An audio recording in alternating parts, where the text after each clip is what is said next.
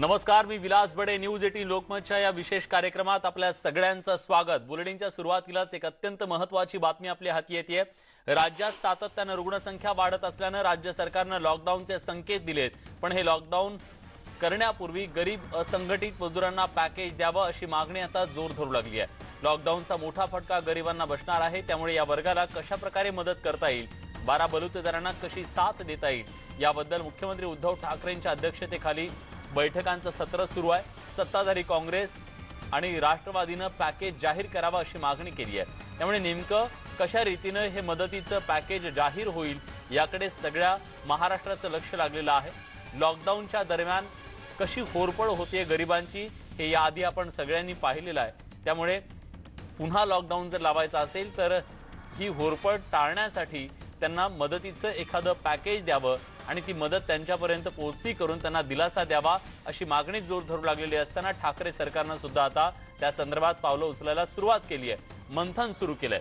राज्यात लॉकडाऊन करावं का आणि लॉकडाऊनचा निर्णय झाल्यास गोरगरिबांना आर्थिक मदत करणार का याबद्दल काँग्रेसचे नेते आणि महसूल मंत्री बाळासाहेब थोरात यांच्याशी बातचीत केली आमचे प्रतिनिधी सागर कुलकर्णी यांनी.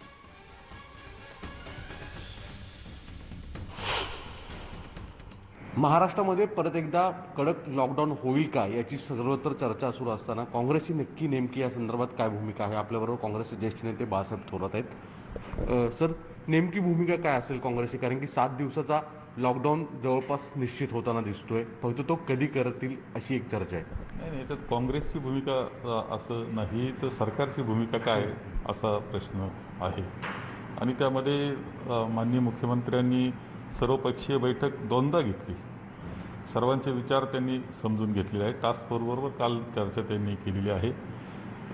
लॉकडाऊन हा शेवटचा पर्याय आहे आणि एकंदर जो आकडा वाढतो आहे रोज आणि त्याच्यातून जे जनतेमध्ये मोठ्या प्रमाणावर त्रास होतो आहे याचा विचार करता शेवटचा पर्याय शेवटी वापरण्याशिवाय आपल्याला दुसरा इलाज नाही असं लक्षात येतं आहे.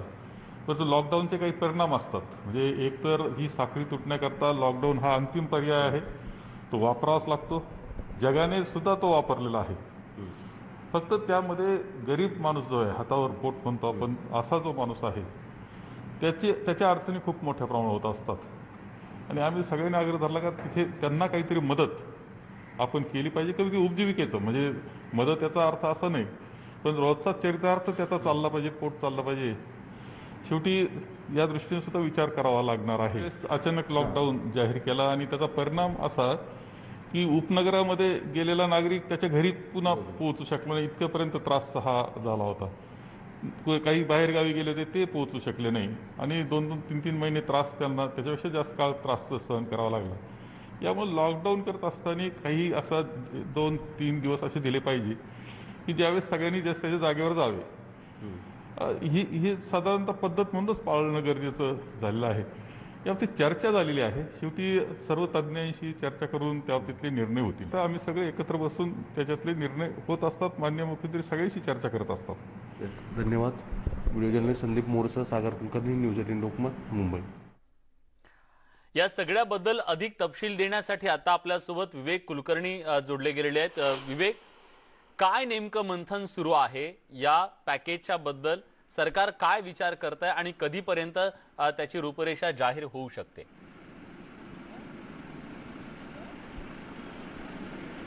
विलास, गेल्या वर्षीपासूनच जीव महत्त्वाचा का उदरनिर्वाह महत्त्वाचा असा प्रश्न सगळ्यांना पडलेला होता. नोव्हेंबर नंतर कोरोना रुग्णांचा आकडा कमी व्हायला लागलेला होता. त्यानंतर वाटलं होतं की स्थिती पूर्ववत होईल, सामान्य होईल. मात्र पुन्हा हा रुग्णांचा आलेख वाढलेला आहे. त्यामुळे लॉकडाऊन जर करायचं असेल तर लोकांच्या उदरनिर्वाहाचं नेमकं काय करायचं हा प्रश्न आहे. कारण गेल्या वर्षी आपण पाहिलं की मोठ्या प्रमाणात लोकांचं स्थलांतर झालं होतं आणि हे सगळे लोक कष्टकरी होते. त्यांची उपासमार झाली, खूप त्रास सहन करावा लागला आणि त्या विवंचेतून अजूनही लोक बाहेर येऊ शकलेले नाही आहेत. राज्यात जर कोरोना रुग्णांचा आकडा कमी करायचा असेल तर लॉकडाऊन केला पाहिजे असं राज्यातल्या सत्ताधाऱ्यांचं मत आहे. पण तसं करायचं असेल तर मग लोकांच्या उदरनिर्वाहाचं काय असा देखील प्रश्न विचारला जातोय. अनेकांनी असा सल्ला दिला आहे की जे गरजू लोक आहेत, जे कष्टकरी आहेत, त्यांच्या खात्यात काही एक ठराविक रक्कम देण्यात यावी, जेणेकरून उद्या जर लॉकडाऊन झालं आणि व्यवसाय जर कमी झाला, उद्योग जर कमी झाले तर किमान लोकांना त्यांचं रोजचं जीवन जगण्यासाठी काहीतरी एक आर्थिक पाठबळ मिळू शकेल. भाजपने मागणी केली आहे की प्रत्येकाच्या खात्यात 5,000 रुपये देण्यात यावे. केंद्र सरकारनं गेल्या वर्षी ही घोषणा केली होती आणि काही लोकांना ते पैसे देखील देण्यात आले होते आणि त्यामुळे अनेक लोकांना आधार देखील मिळाला होता. तर या सगळ्या संदर्भात राज्याचे अर्थमंत्री आणि उपमुख्यमंत्री असलेले अजित पवार त्या खात्यातल्या काही अधिकाऱ्यांशी चर्चा करतील आणि असं खरंच काही करणं शक्य आहे का याची देखील चर्चा होणार आहे. याचं प्रमुख कारण असं आहे की गेल्या वर्षी आपला विकास दर हा उणे 8% आहे. त्यामुळे तो खड्डा भरून काढताना लोकांना मदत कशी करायची ही तारेवरची कसरत आहे राज्य सरकारची आणि म्हणून राज्य सरकारमध्ये मंथन केलं जात आहे. जर पुढच्या काही दिवसांमध्ये 15 दिवसांचं लॉकडाऊन करायचं असेल आणि त्यामुळे अनेक व्यावसायिकांना, शेतकऱ्यांना, कष्टकऱ्यांना त्रास होणार असेल तर मग काही पॅकेज असू शकतं का, याच्यावर राज्य सरकारमध्ये खलबत चालू आहे. कारण उत्पन्नाचे स्रोत कमी आहेत. राज्याचा महसूल गेल्या वर्षातला 58% 57% इतका झालेला आहे. त्यामुळे तो खड्डा भरून काढताना लोकांना मदत कशी करायची हा यक्ष प्रश्न राज्य सरकारसमोर आहे. त्याचं उत्तर पुढच्या काही दिवसांमध्ये येईल अशी अपेक्षा आहे. निश्चितच एका बाजूला निर्णय लवकरात लवकर घेणं सुद्धा गरजेचं आहे, दुसऱ्या बाजूला हे सगळं मंथन सुरू आहे. पण मुद्दा हा आहे की राज्याची सध्याची आर्थिक परिस्थिती पाहता राज्य सरकार इतक्या मोठा आर्थिक भार सोसायला तयार आहे का, आणि जर असा काही पॅकेजचा निर्णय घेतला गेला तर साधारण किती पैसे याच्यासाठी लागू शकतात, याच्याबद्दल काही प्रशासकीय पातळीवरून आकडा समोर येऊ शकलाय? विलास, आखाडा तर समोर येऊ शकलेला नाहीये, पण या राज्यातील लोक त्यांचा उदरनिर्वाह जर नीट चालला तर राज्य नीट चालणार आहे. त्यामुळे लोकांचा देखील विचार सरकारला करावा लागेल. आर्थिक गणित आहेच आहे, पण लोक जर आर्थिकदृष्ट्या कोलमडल्या गेली, उद्योगधंदे जर डबघाईला आले तर ते देखील राज्याच्या दृष्टीने परवडणारं नाहीये. आणि असं असतं की लोकांच्या खात्यामध्ये पैसे गेले तर लोक काहीतरी खर्च करतील, त्यातून काहीतरी अर्थव्यवस्था एक निर्माण होऊ शकेल. लोकांकडे पैसेच राहिले नाही आणि लोकांनी पैसे खर्च करायचं नाही असं जर ठरवलं असेल तर मात्र अर्थव्यवस्थेला देखील घरघर लागू शकते. आर्थिक चाक निश्चितपणे राज्याचं रुतलेलं आहे. आता हे पॅकेज कसं असेल, कोणत्या स्वरूपातलं असेल, कोणाकोणासाठी असेल, यावरून त्याचा आकडा ठरू शकेल. तुर्तास तरी असं पॅकेज द्यायचं की नाही याचा निर्णय व्हायचा आहे. आणि तर जायचं असेल तर मग तो आकडा काय असेल यावर देखील राज्याच्या उच्चस्तरीय समित्यांमध्ये ह्याची चर्चा होईल, बैठकांमध्ये ह्याची चर्चा होईल आणि ते निश्चित कळू शकेल. पण पॉलिसी म्हणून राज्य सरकार काही असं खर्च करणार आहे का, असं काही निर्णय होणार आहे का, हे सरकारला ठरवावं लागेल. आणि मग ठीक आहे, त्या दृष्टीने चर्चा सुरू झाली आहे. पण मला सांगा की केवळ गरिबांसाठी हे पॅकेज असेल जर जाहीर झालं तर की 12 बलुतेदारांसाठी सुद्धा असेल? कारण मागणी तशी समोर येते की ज्यांचं हातावर पोट आहे अशा लोकांना, ज्यांचे पूर्णपणे व्यवसाय उद्ध्वस्त होणार आहेत, त्यांच्यासाठी पॅकेज दिलं जावं अशी मागणी जोर धरतीये. काय नेमकं होऊ शकतं, कोण असू शकतं या पॅकेजमध्ये? विलास, गेल्या वर्षभरापासून, गेल्या काही महिन्यांपासून एक शब्द, इंग्रजीमधला शब्द जो वापरला जातो त्याला इकॉनॉमिक स्टिम्युलस असं म्हणतात. लोकांच्या हातात पैसा देताना तो अर्थचक्रामध्ये कसा पुन्हा परत येईल याचाच विचार राज्य सरकार आणि त्याच्या धोरणींना करावाचा असतो.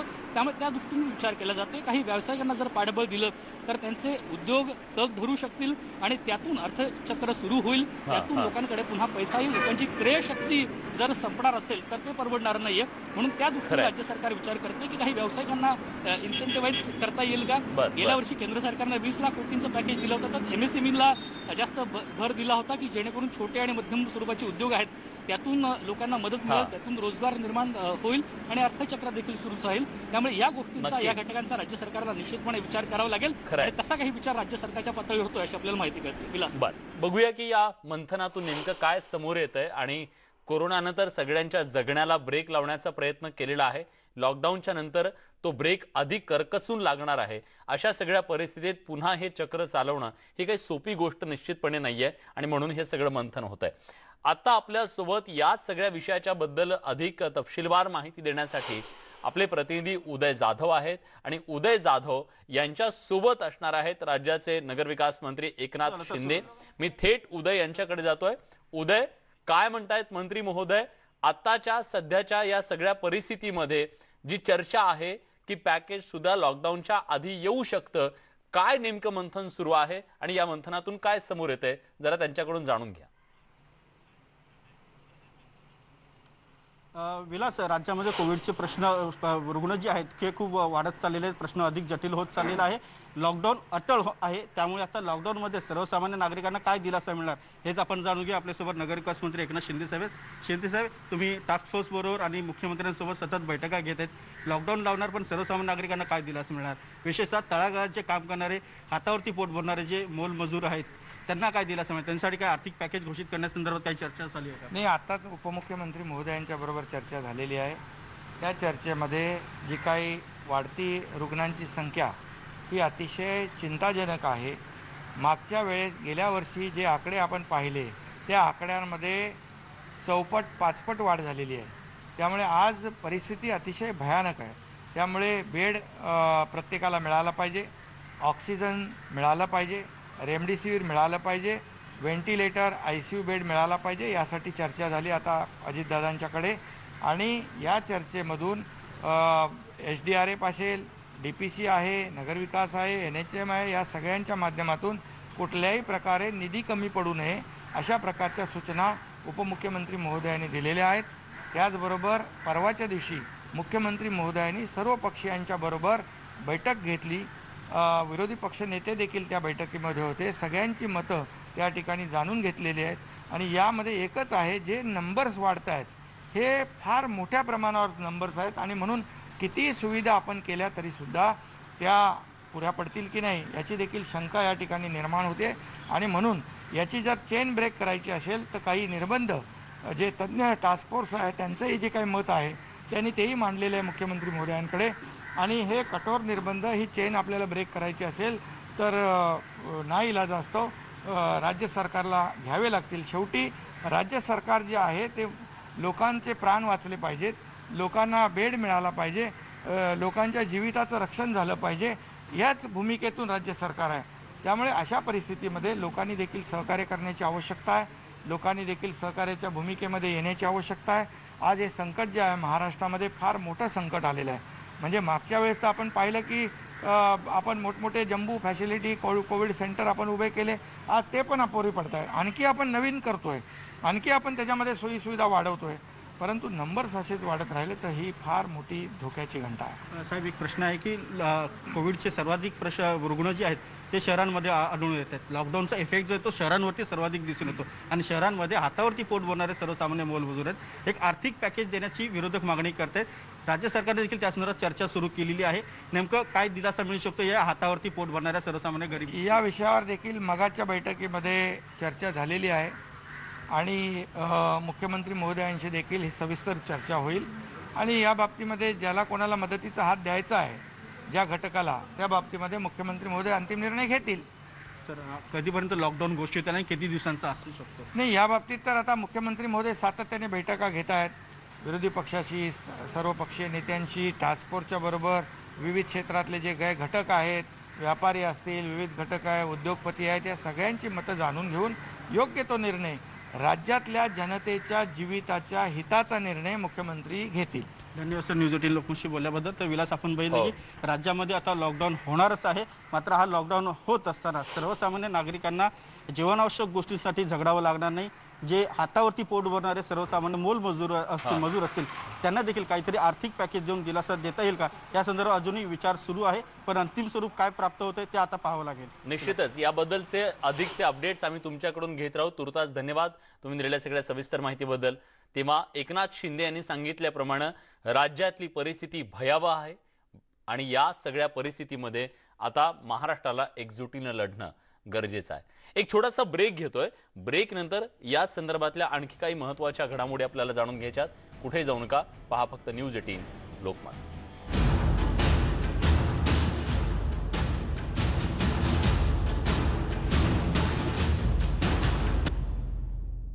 ब्रेक नंतर तुमचं पुन्हा एकदा स्वागत. राज्यात लवकरच लॉकडाऊन जाहीर केला जाणार आहे आणि हा लॉकडाऊन करण्यापूर्वी गरिबांना मदत करा अशी मागणी भाजपनं केली आहे. यावर अल्पसंख्याक मंत्री नवाब मलिक यांनी भाजपवर सडकून टीका केली आहे. यापूर्वीच्या लॉकडाऊनमध्ये राज्य सरकारनं मजुरांच्या जेवणाची व्यवस्था केली, त्यावेळेसही निश्चितपणे दिलासा देण्याचा प्रयत्न केलेला होता आणि आताही करू असं त्यांनी स्पष्ट केलंय. जे भाजपची लोक पैसे द्या पैसे टाका सांगताय, आजपर्यंत राजकारण हे ज्या पद्धतीने करतायत ते योग्य नाही. देशामध्ये लॉकडाऊन करत असताना मोदी साहेबांनी कोणाला विचारत घेतलं नाही. कुठलेही कोणाच्या खात्यात पैसे टाकण्याचा कुठलाही कार्यक्रम त्यांनी केला नाही. मला वाटते नुसता राजकारणासाठी असं करा हे बोलणं योग्य नाही. पण या राज्यामध्ये लोकांच्या जीव वाचवण्यासाठी जे गरजेचं असेल निश्चित रूपाने सरकार तो निर्णय घेईल. लॉकडाऊन हा शेवटचा पर्याय असून लोकांच्या पोटापाण्याचा प्रश्न महत्त्वाचा आहे, पण जीव वाचवणं सुद्धा तितकंच गरजेचं आहे, असं कृषी मंत्री दादा भुसे म्हणाले. उद्या जर लोकांचे जीव जर वाचू शकलो नाही आपण, मग हे सत्ता सर्व गोष्टी काय उपयोगाच्या आहेत. ठीक आहे, बाकीचा विकास, पोटापाण्याचा प्रश्न, हे पण प्रश्न महत्वाचेच आहेत, त्याचं काही गांभीर्य कमी नाही. परंतु लोक वाचले तर पुढच्या गोष्टी होतील ना. लोकांचे मृत्यू, त्यांची तडफड उघड्या डोळ्याने जर आपण बघत बसलो तर त्याचं समर्थन कसं काय होऊ शकतंय. सरकारनं लॉकडाऊनचा मार्ग अवलंबण्याऐवजी इतर पर्यायांचा विचार करावा, असं मत चंद्रकांत पाटील यांनी व्यक्त केलंय. तर लॉकडाऊनमुळे नुकसान होणाऱ्या वर्गाबद्दल सरकारनं विचार करण्याची गरज असल्याचं मतही त्यांनी व्यक्त केलंय. कोरोनामुळे वारंवार लॉकडाऊन करण्याच्या ऐवजी लॉकडाऊन करण्याने थोडा काळ साखळी तुटली तर ती पुन्हा साखळी सुरू होते. त्यामुळे अर्ली डिटेक्शन, त्यामुळे चांगली टेस्टिंग केली, चांगली हॉस्पिटल्स, चांगली कोविड सेंटर्स आणि रेमडेसिवीर इंजेक्शन हे जवळजवळ आता 99% पेशंट वाचवते आहे. राज्यातल्या कोरोनाच्या या सगळ्या पार्श्वभूमीवर जी परिस्थिती निर्माण झालेली आहे, सरकार लॉकडाऊन निर्णय घेण्याच्या तयारीत आहे आणि दुसऱ्या बाजूला विरोधकांकडून केली जाणारी मागणी, या सगळ्याबद्दल सविस्तर बोलण्यासाठी आता आपल्या सोबत आहेत भाजपचे नेते, राज्याचे माजी अर्थमंत्री सुधीर मुनगंटीवार. सुधीर भाऊ, स्वागत आहे तुमचं न्यूज 18 लोकमतमध्ये. सध्या महाराष्ट्र एका अभूतपूर्व परिस्थितीला सामोरा जातोय. अशा परिस्थितीत लॉकडाऊनचा निर्णय कुठल्याही क्षणी जाहीर होऊ शकतो असं सांगितलं जात आहे. तुमचं काय म्हणणं आहे?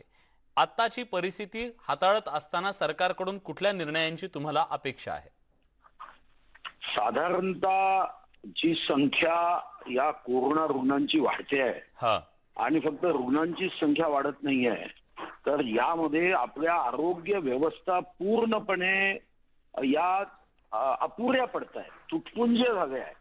म्हणजे एकीकडे इंजेक्शनसाठी दिवसभर आम्हाला दूरध्वनीवरून जेव्हा फोन येतात की इंजेक्शन उपलब्ध करण्यासाठी आपण जिल्हाधिकाऱ्यांशी बोला, सिव्हिल सर्जनशी बोला, तर आपल्याला याची गंभीरता समजून घेतली पाहिजे. आणि जेव्हा एखाद्या गोष्टीची टंचाई होते तेव्हा ती 20 पट त्याचा दुष्परिणाम होतो. कारण टंचाई झाल्यानंतर लोकांना असं वाटतं की आता इंजेक्शनचं काय होईल. मी स्वतः माननीय राजेंद्र शिंगणेजींशी चर्चा केली. त्यांनी आश्वस्त केलं की 15 तारखेनंतर ही टंचाई जी आहे ती कमी होईल किंवा शून्यावर येईल. 15 तारखेनंतर ते असं म्हणाले की 75,000 ते 80,000 इंजेक्शन हे आपल्याला महाराष्ट्राला उपलब्ध होईल.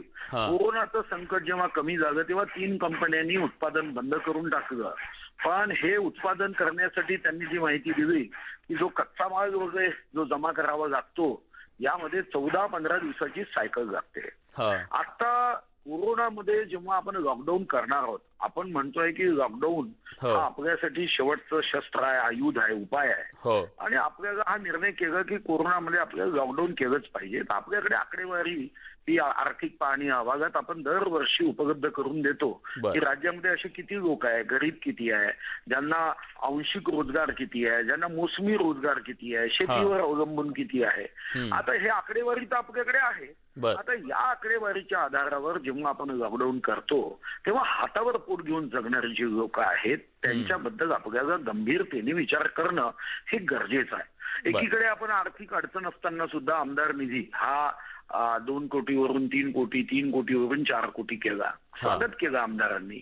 पण हे स्वागत करत असताना याची गंभीरता लक्षात घेतली पाहिजे की एकीकडे गोरगरिबांच्या पॅकेजेससाठी जर आपल्याकडे पैसे नसेल, गोरगरीब कल्याण योजनेला पैसे नसेल, तर लोकांना याचा तिटकारा येतो.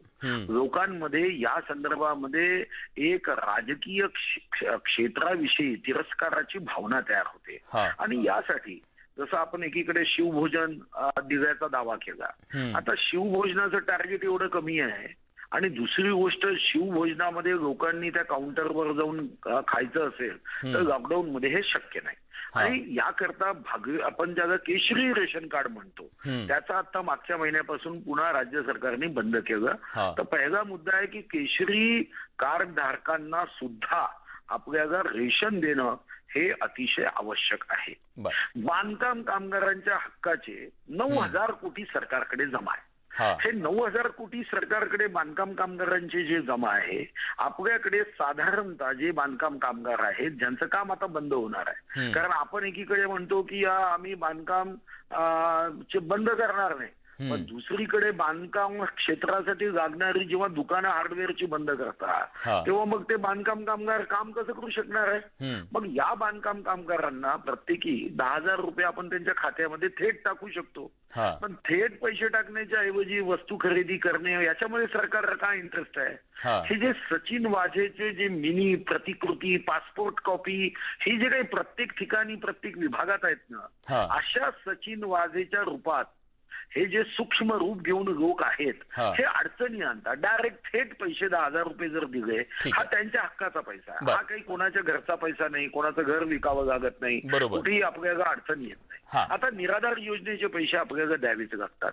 मग इंदिरा वृद्धापकाळ योजना असेल, संजय गांधी निराधार योजना असेल, विधवा आहे, परित्यक्त्या आहे, घटस्फोटित आहे, या सर्वांना आपण पैसे सुद्धा 2 महिन्यांनी द्यायचे ते देत नाही, कारण याच्या संदर्भात इतकी उदासीनता आहे, लोक संघटित होत नाही. मग या गरिबांचा विचार करून यांना योग्य वेळी यांचे पैसे आपण पोहोचवू शकतो का, हा विचार केला पाहिजे. कोरोना योद्ध्यांना नुसतं ओठ असे पुटपुटायचे, त्यांचं अभिनंदन करायचं, वा वा गौरव करायचा. आणि वारंवार मी ही मागणी करतोय की आपण अनुकंपा तत्वावर जेव्हा नोकरी द्यायचा नियम आहे, 10% नोकऱ्या आपण या अनुकंपा तत्वावर देतो. मग आता एखादा कोरोना योद्ध्याचं दुर्दैवाने दुःख वातावरणात जेव्हा निधन होतं, त्याच्या कुटुंबातल्या लोकांना हे तर संरक्षित करा की 1 महिन्यात आम्ही ऑर्डर देऊ. मी वनविभागाचा मंत्री असताना माझे सचिव आमच्या खात्याचे विकास खारगे नावाचे अतिशय चांगले अधिकारी जे आता मुख्यमंत्र्यांसोबत काम करतात, अतिशय उत्तम अधिकारी, किती कौतुक केलं तरी कमी आहे. आता आम्ही वनवनव्यामध्ये आमचा कर्मचारी गेला 7 दिवसात आम्ही नोकरीचा आदेश दिला. अशा प्रसंगात तुम्ही नोकरीचा आदेश कसा देता येईल. लॉकडाऊन केलं, वीज बिलामध्ये तुम्ही 1 एप्रिल 2020ला वाढ केली. म्हणजे माणसांनी किती ठगावं. ठग, महाठग, महाठग हे शब्द कमी पडावेत. 1 एप्रिल 2020ला तुम्ही विजेचा 0 ते 100 युनिटचा विजेचा दर वाढवला. हे शोभतं का हो सरकारला. पण सुधीर भाऊ, तुम्ही ज्या सविस्तर मागण्या विविध क्षेत्रासाठी केल्या, खरं तर ती गरजच आहे. जेव्हा लॉकडाऊन होतं तेव्हा या सगळ्या घटकांना खूप मोठा फटका बसतो आणि ते उद्ध्वस्त होतात, हे आधी बघितलं. पण आताचे जे सत्ताधारी आहेत ते असं म्हणतायत की तुम्ही जेव्हा म्हणजे मोदींनी जेव्हा लॉकडाऊन लावला त्याच्यानंतर या सर्वसामान्यांच्या खात्यावर किती पैसे गेले ह्याच्याबद्दल कोणी बोलणार आहे की नाही, हा त्यांचा प्रश्न आहे. नाही, मी त्यांचा प्रश्न पहिल्यांदा समजून सांगतो, कारण काल एका अतिशय महान नेत्यांचं मी ऐकत होतो मनोगत. त्यांना ही सुद्धा माहिती नाही, काही माहिती नाही, नुसतं टीव्हीच्या समोर येतात आणि सामान्य सर्व विद्यार्थी तरुणांचं सामान्य ज्ञान बिघडवतात. आपल्या महाराष्ट्रामध्ये 9 मार्च 2020ला पुण्यामध्ये पहिला आपल्याला पेशंट माहीत झाला, रुग्ण आढळला. देशामध्ये 30 जानेवारी 2020ला केरळात आढळला. 22 मार्चला आपण कोरोना योद्ध्यांना हे करण्यासाठी तेव्हा थाळी किंवा काय घंटी वादन ठेवलं. आपल्याला माहित आहे महाराष्ट्रातलं लॉकडाऊन हे देशातलं पहिलं लॉकडाऊन महाराष्ट्राच्या मुख्यमंत्र्यांनी केलं. 23 मार्चला महाराष्ट्राच्या मुख्यमंत्र्यांनी केंद्राच्या अगोदर लॉकडाऊन केलं. आता कदाचित ती लॉकडाऊन करण्याची भावना काय असू शकते, तर माननीय मोदीजींनी सर्व मुख्यमंत्र्यांची बैठक घेतली. यांना कदाचित हे लक्षात आलं असेल की माननीय मोदीजी लॉकडाऊन लावणारच आहे, मग आपण पहिलं लॉकडाऊन केलं पाहिजे. म्हणून देशामधला पहिल्या लॉकडाऊनचा जो मान सन्मान आहे तो महाराष्ट्राच्या मुख्यमंत्र्यांना आहे. 24 मार्चला लॉकडाऊन माननीय पंतप्रधान मोदयांनी लावलं आणि ताबडतोब गरीब कल्याण योजना घोषित केली. ती गरीब कल्याण योजना होती 1,70,000 कोटीची. ज्या गरीब कल्याण योजनेमध्ये मग रेशन दुकानावर 80 कोटी जनतेला धान्य असेल, किंवा शेतकऱ्यांच्या खात्यात ताबडतोब टाकण्यासाठी पैसे असेल, 20 कोटी महिलांच्या जनधन खात्यामध्ये दर महिन्याला 500 रुपये असे 1500 रुपये टाकण्याचा विषय असेल, दिव्यांगांना मदत करण्याचा विषय असेल, आणि मागच्या अर्थसंकल्पात म्हणजे 1 फरवरी 2021च्या अर्थसंकल्पामध्ये हे आकडे वाचून दाखवले. 1,70,000 कोटी गरीब कल्याण योजनेचे हे 2,86,000 कोटी खर्च झाले. 2,86,000 कोटी. महाराष्ट्राचे आकडे मी सुद्धा विधानसभेत वाचून दाखवले की तुम्ही शिवभोजनासाठी 125 कोटी रुपये तुम्ही खर्च केले. किती कौतुक करता तुम्ही. केलं पाहिजे, चांगलं काम केलं तुम्ही, स्वतःचंही कौतुक केलं पाहिजे आणि आम्ही तुमचंही कौतुक केलं पाहिजे. यामध्ये दुमत असण्याचं कारण नाही. शेवटी प्रत्येक गोष्ट हे राजकारणाच्या चष्म्यातून पाहू नये. बरोबर. राजकीय चष्म्यातून पाहणे म्हणजे हा जनतेशी विश्वासघात. पण तुम्ही तेव्हा हे का विसरलात की आपल्या राज्यामध्ये 1 कोटी शेतकऱ्यांच्या खात्यामध्ये म्हणजे 1,02,00,000 शेतकऱ्यांच्या खात्यामध्ये 9,400 कोटी रुपये केंद्राने पाठवलेत. तुम्ही केंद्राचं एखादी उणीव असेल तर तिथं तुम्ही वारंवार बोट टाकून ती कशी मोठी करता येईल याचा प्रयत्न करता. आणि केंद्राने जे जे चांगलं केलं म्हणजे तुम्ही केंद्राकडून 28,000 कोटी आले नाही तर येता जाता 24 तास इतके पैसे आले नाही, जीएसटीची भरपाई आली नाही. पण तुम्ही कधी सांगितलं का तुम्हाला 25 फरवरी पर्यंत केंद्र सरकारकडून साधारणतः 1,00,000 कोटीच्या आसपासची मदत आली हे मात्र कधी सांगायचं नाही. म्हणजे राज्य सरकारने जनतेला या संकटामध्ये मदत करण्याच्या ऐवजी पॅकेज देण्याच्या ऐवजी. आणि दुसरा प्रश्न की तुम्हाला आर्थिक टंचाई आहे ना, मग तुम्ही मंत्र्यांच्या बंगल्यावर पुढच्या वर्षी खर्च केला असता काय? बंगले पत्त्याच्या बंगल्यासारखे पडले असते का? मला त्याच मुद्द्यावर यायचंय सुधीर भाऊ. तुम्ही आता भाजपचे नेते म्हणून बोलताय, पण मला तुमच्याकडून ह्या प्रश्नाचं उत्तर माजी अर्थमंत्री म्हणून सुद्धा हवं आहे. आज राज्याची काय परिस्थिती आहे? खरंच आपण प्रॅक्टिकल विचार केला पाहिजे की राज्य सरकार आजच्या घडीला अशा प्रकारचं एखादं मोठं पॅकेज देऊन पुन्हा लॉकडाऊनचा सुद्धा भार सोसू शकतं का? निश्चित सोसू शकतं. तुम्ही आमदारांना 1 कोटी वाढवू शकता. 366 आमदार आहेत, 288 विधानसभेचे, 76 विधान परिषदेचे. 366 गुणिले 4 करा बरं जरा. तुम्ही 25-15 मध्ये 25-15 आमदारांना खुश करण्यासाठी एक निधी असतो. ठीक आहे. आता त्याच्यामध्ये तुम्ही 1,250 कोटी खर्च करू शकता. प्रत्येक आमदाराला 5-5 कोटी दिले. हो. आता मला सांगा तातडी कशाची असते?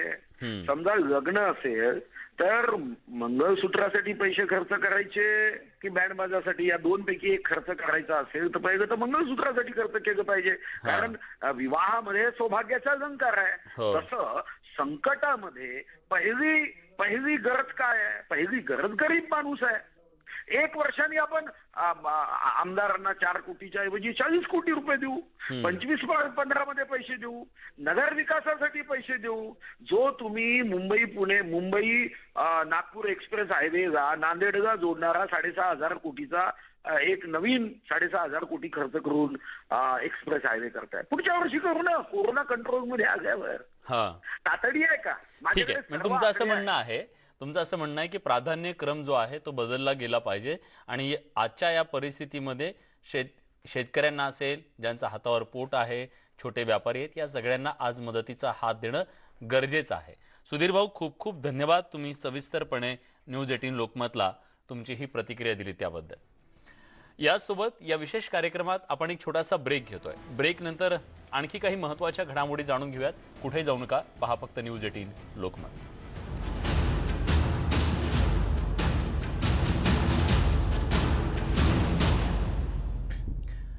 ब्रेक नंतर तुमचं पुन्हा एकदा स्वागत. एक महत्त्वाची बातमी आपल्या हाती येते. मुंबईत महाराष्ट्रात कोरोना रुग्णांची संख्या झपाट्याने वाढतेय.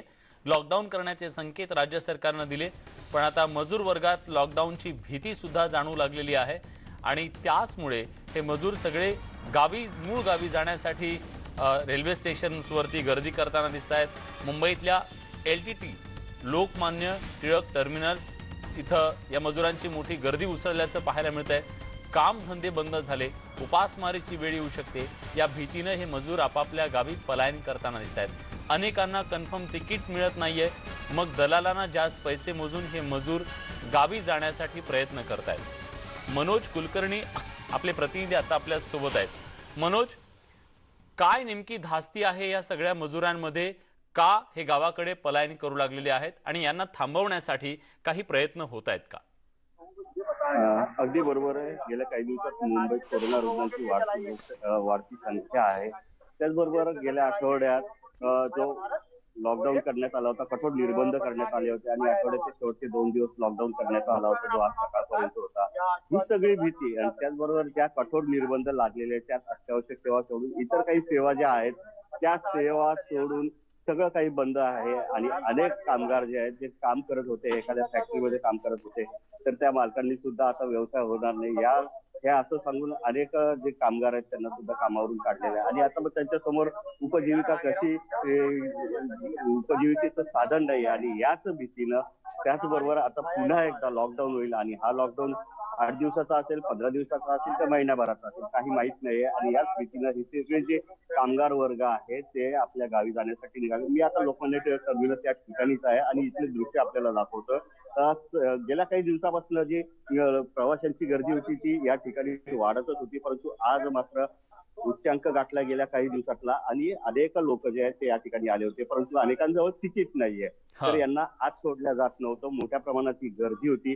शेवटी आता अशा प्रकारे त्यांना एका लाईन मध्ये उभं केलेलं आहे आणि रात्री 8 वाजता आणि एक रात्री 11 वाजता त्या बिहार आणि उत्तर प्रदेशला 2 ट्रेन सोडणार आहेत। या ट्रेनमध्ये यांची तिकीट नाही आहेत, त्यांची तिकीट आता काढण्यात येणार आहे आणि मगच त्यांना त्या ट्रेन मधून रवाना करण्यात येणार आहे।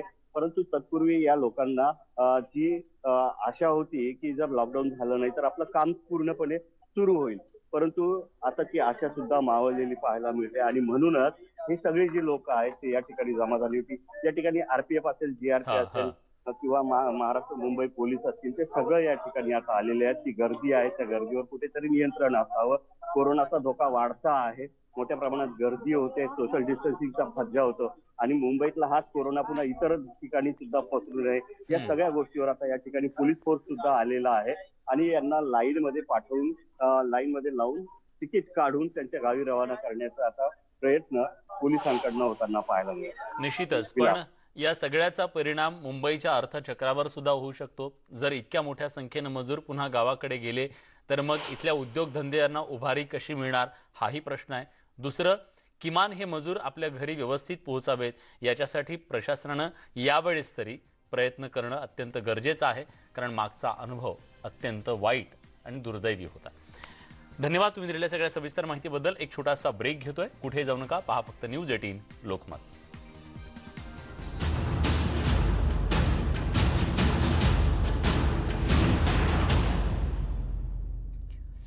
ब्रेक नंतर तुमचं पुन्हा एकदा स्वागत। कोरोनाचा आणि लॉकडाऊनचा परिणाम सगळ्यांनाच भोगावा लागतोय, त्यात महाराष्ट्राची लोककला असलेल्या तमाशा कलावंतांना सुद्धा या लॉकडाऊनचा मोठा फटका बसलाय। गुढीपाडव्याचा मुहूर्त साधत दरवर्षी गावच्या यात्रा जत्रेसाठी फड बुक करण्यासाठी गाव पुढारी राज्यातल्या कानाकोपऱ्यातून तमाशा पंढरीत सुपारी बुक करण्यासाठी गर्दी करतात। मात्र कोरोनामुळे सलग 2 वर्ष ना जत्रा भरल्या ना फड उभे राहिले, त्यामुळे लोककलावंतांवर अक्षरशः उपासमारीची वेळ आली आहे। याच फड मालकांसोबत बातचीत केली आहे आमचे प्रतिनिधी रायचंद शिंदे यांनी। आपण आहोत तमाशा पंढरीमध्ये आणि यावर्षीची तमाशा पंढरीमधली असलेली रेलचेल पाडव्याच्या निमित्ताने मात्र अजिबात दिसत नाही। मागच्या 2 वर्षापासून हे दोन्ही सीझन वाया गेलेले आहेत। पाडवा म्हटलं की राज्यभरामध्ये एक उत्साह असतो यात्रा जत्रांचा आणि तमाशा पंढरीमध्ये आता विठाबाईंच्या या पुतळ्याजवळ आहोत। माझ्यासोबत काही तमाशा कलावंत फडमालक आहेत, आपण त्यांना विचारणार आहोत या वर्षीचा पाडवा नेमका कसा आहे त्यांच्या लेखी। आपल्यासोबत आहेत हे सगळे कलावंत। दादा मला सांगा, यावर्षी पाडवा कसा आहे, मागचे किती सीझन वाया गेले? पाडवा म्हटलं की तमाशा कलावंतांची दिवाळी आणि यावर्षीचा जो पाडवा आहे म्हणजे गेल्या वर्षीचा पाडवा आहे, यावर्षीचा पाडवा हा आम्हाला अत्यंत दुःखदायक गेलेला आहे, कारण या लॉकडाऊनमुळे पाडव्याच्या वेळेसच आमचे कार्यक्रम बंद पडले आणि कलावंतांचा रोजगार बुडाला। त्याच्यानंतर दसऱ्याचा आमचा सीझन असतो तोही सीझन बुडाला आणि आता उद्या पाडवा आहे हाही सीझन आमचा बुडालेला आहे। त्यामुळं तमाशा सृष्टीवर एक प्रकारची शोककळा पसरलेली आहे. एकूण तमाशा क्षेत्रामध्ये म्हणजे कलावंतांसहित बिगाऱ्यांपर्यंत एकूण किती कलाकार आहेत आणि कलाकारांच्या व्यथा नेमक्या काय आहेत, तुम्ही या लोकांना कसं मागच्या वर्षभरापासून तोंड देत आहे? तमाशा कलावंत 6,000 आहेत कलावंत, आणि बिगारी 8,000 आहेत. बिगारी, मॅनेजर, ड्रायव्हर, किन्नर, स्वयंपाकी या 8,000 आहेत. अशी एवढे मोठा लवाजमा हा तमाशाच्या जीवावर चालत असतो. तुम्ही काय सांगाल, कसं पाहता या वर्षीच्या पाडव्याकडं? ह्या वर्षीचा पाडवा म्हणजे आमच्या घरात जसा पाडवा आला की आनंद वातावरण तयार होतं, कारण पाडव्यापासून आमच्या कार्यक्रम चालू होतात. पण आमचे 3 सीजन गेलेले आहेत, मागच्या वर्षीचा पाडवा, दसरा आणि ह्या वर्षीचा पाडवा. त्यामुळं आता पाडवा आला तर आम्ही आनंद कुठं साजरा करा, खिशात पैसे असले तर सगळ्या गोष्टी होतील ना. कलावंतांना जगण्याची उम्मीद सरकार मायबापांनी दिली पाहिजे, आमची हीच सरकार मायबापाला विनंती. सरकारकडे मागणी, पण सरकार मात्र कोणाचे आवाज ऐकताना दिसत नाही. तुम्ही काय सांगाल, ह्या वर्षीचा पाडवा, उद्या पाडवा आहे आणि आज मात्र नारायणगाव परिसरामध्ये किंवा तमाशा पंढरीत मात्र शुकशुकाट आहे? गेल्या अनेक वर्षाचा इतिहास आहे नारायणगावचा तमाशा पंढरीचा. दरवर्षी पाडव्याला नारायणगावची अनेक कोटीची उलाढाल होत होती, मात्र गेल्या वर्षीपासून या गोष्टी सर्व थांबल्या. त्याचं कारण लॉकडाऊन कधी कधी मध्यंतरी शिथिल झालं, परत लॉकडाऊन लागलं. कलावंतांची उपासमार, कलावंत बाहेर शेतात कामाला जातो, काही ठिकाणी काम मिळत नाही, बेरोजगारी चालली. त्याच्यामुळं ह्या सगळ्या गोष्टीचा विचार करून शासनानं त्वरित काहीतरी कलावंतांच्या पदरी पडन हा निर्णय घेतला पाहिजे. तुमच्याकडच्या कलाकारांना तुम्ही कसं तोंड देताय या वर्षाच्या पाडव्याच्या निमित्ताने? तोंड काय देणार आम्ही त्यांना, ते आम्हाला पैसे मागतात, परिस्थिती त्यांची, कारण ते आमच्याकडे 7 महिने कामाला असतात, पण आमच्याकडेच त्यांना द्यायला नाही गेल्या 3 वर्षापासून, तर आम्ही त्यांना काय देणार? तरी पण आम्ही इकडून तिकडून प्रयत्न करून त्यांना देतो. काही किराणावाला असेल उधार द्यायला सांगतो, गावातून कुठल्या गावात धान्य असेल तर ते द्यायला लावतो, पण ते कुठपर्यंत चालणार? 3 वर्ष झाले. पोटाची खळगी भरायची नेमकी कशी? नेमकं गुढी आमच्या आयुष्यातली गुढीच पडली म्हणायची, ती गेले 3 वर्ष झाली. आम्ही सण कसे साजरे करायचे, आम्ही दवाखाने कसे करायचे, आम्ही मेडिकल कसं, दूध कुठून आणायचं हा विचार पडतो. रात्री झोपलं तर उद्याचा दिवस कसा निघाल हा विचार पडतो कलावंतांना. बरं, बाकीचे व्यवसाय चालूच आहेत थोड्या प्रमाणात तरी, पण कलाकाराचं काहीच आयुष्यात कुठलंच काम चालू नाही. कुठली ढोलकी वाजत नाही, कुठली पेटी वाजत नाही, कुठला विनोदी कलाकाराला काम भेटत नाही, बिगाऱ्यांना काम नाही, वायरमॅन लोकांना काम नाही. त्यामुळं सगळ्यांचीच उपासमारी चालू, मालकांपासून तर कलाकारापर्यंत तर बिगाऱ्यापर्यंत. सरकार पातळीवर कुठली मदत होतच नाहीये, पण या कलावंतांनी स्वतःचं एक अकाउंट ओपन केलं आहे. या अकाउंटवर तुमच्यासारख्या मायबाप लोकांनी थोडी तरी मदत टाकून ही कला जोपासण्याचं काम यापुढच्या काळात करणं ही गरजेचं आहे. Camera person Smita Shinde sir, Raichand Shinde, news 18 Lokmat, Junnar, Pune. कोरोनानं अनेकांच्या आयुष्याचं, रोजच्या जगण्याचं आणि त्याचबरोबर पोटाचं सुद्धा सगळं चक्र थांबवून टाकलंय. या सगळ्या घडामोडींसोबत या विशेष कार्यक्रमात आपण इथेच थांबतोय. ताज्या घडामोडींसाठी बघत रहा न्यूज 18 लोकमत.